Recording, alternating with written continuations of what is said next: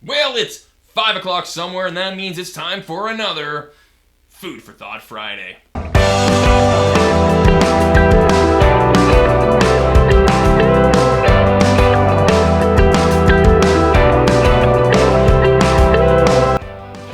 Well, alright, if you've ever felt like your to-do list is expanding faster than you can say Monday morning inbox, you're not alone. Dwight D. Eisenhower, the 34th President of the United States, faced some fairly weighty decisions under some fairly tight time constraints. And it's probably not too far off to say that his choices went a little bit beyond, do I send that email now or wait till Monday morning? I don't think Eisenhower was using email, but follow along. He used a time management methodology that we now refer to as the Eisenhower box. And this is a matrix that sorts tasks based on the level of urgency and the level of importance. And for every item on his to-do list, he would simply ask, is it important and is it urgent? Now, using a 4-box matrix, we're going to get items that cross over, and it can be highly important, highly urgent, highly important, not at all urgent. Follow along. But here's the twist. So today we're going to go and take that qualifier importance and we're going to get rid of it. We're going to replace it with a qualifier impact. The qualifier of importance, is it important, can be problematic. It's subjective. It can be tied to ego, right?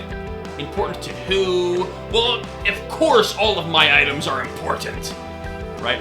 So, importance isn't a great qualifier. Impact, however, forces us to ask, what impact, what effect will this actually have on our teams, on our goals, on our team goals, on the organization's future, right? Because we're often faced with conflicting priorities from multiple cross-departmental stakeholders, and the approach of impact beckons us to ask, what is most impactful for the organization, and not merely what's most important for one specific louder than most stakeholder. Okay? This helps us to answer the question from any given stakeholder, can you make this item a top priority? Right? Maybe you've heard that before. I know you've got your tasks. Can you make this top priority?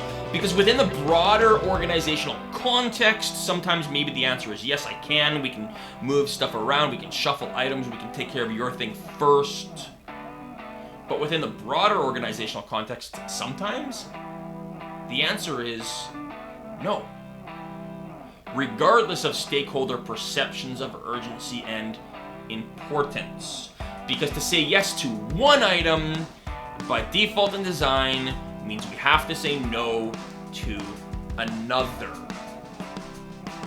I want that to sink in and I want you to get that. Saying yes to one item means saying no to another.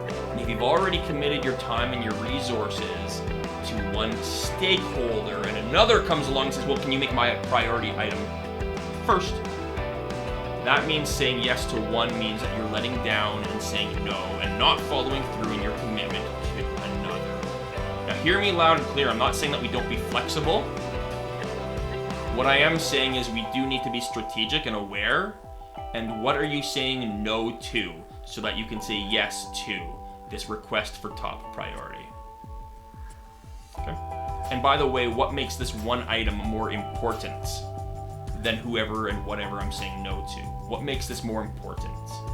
Right? I've already said that's subjective and ego-driven. The question that we ask is, what's going to have the largest organizational impact? Okay. So let's take a look at this box and let's get it somewhere here on the screen, and we'll walk through the functionality in the form of the box. In the top left corner, we have items that are highly urgent and highly impactful. Do it now. Do it first. Start there. Okay? The items that are highly urgent, they're time sensitive, and they're highly impactful, just do it. Do it first. That's the top left corner. Top right corner, we have items that are not urgent, but they're still highly impactful. Schedule them. Plan for them.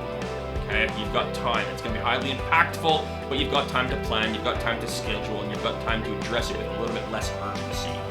Okay, it's not first priority, but it will be a priority, so plan it, schedule it. Bottom left corner, then, we have things that are urgent. It's low impact, but it's highly urgent. It's time sensitive. It has to happen right away or within the immediate, time frame, but it's low impact. Well, go ahead and delegate those items. Use it as a learning, a stretch opportunity for somebody who is on your team. Delegate it.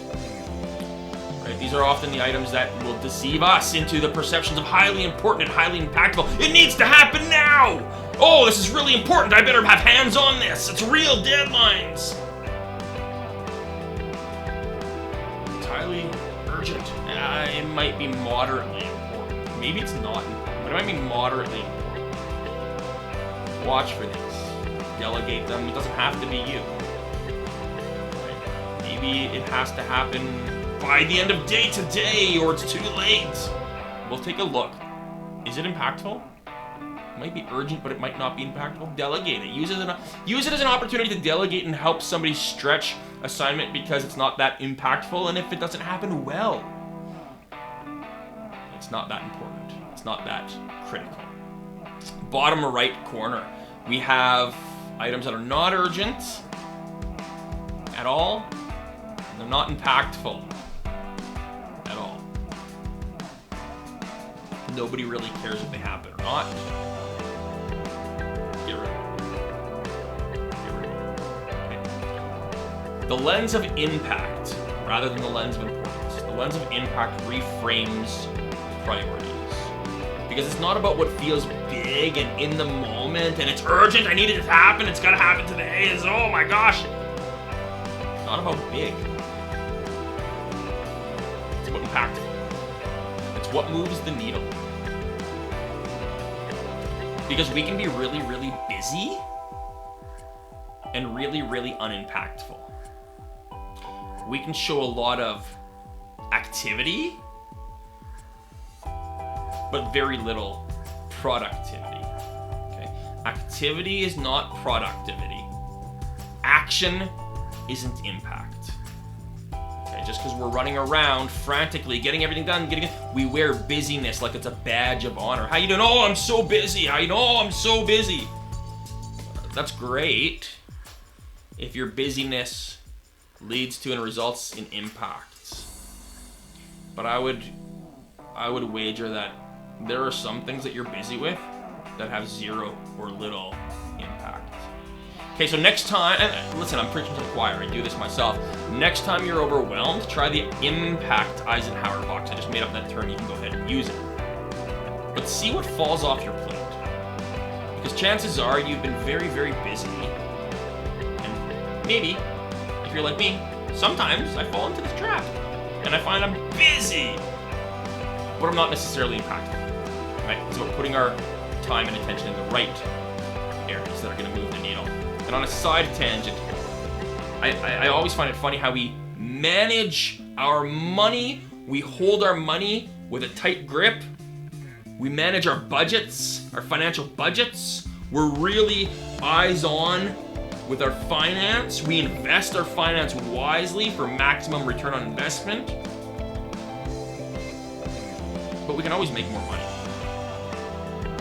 The resource that we cannot make more of, the non-renewable resource of time,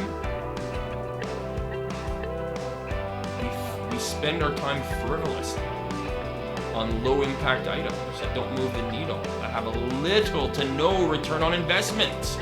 Oftentimes, maybe we can't even account for where we spent the resource of time.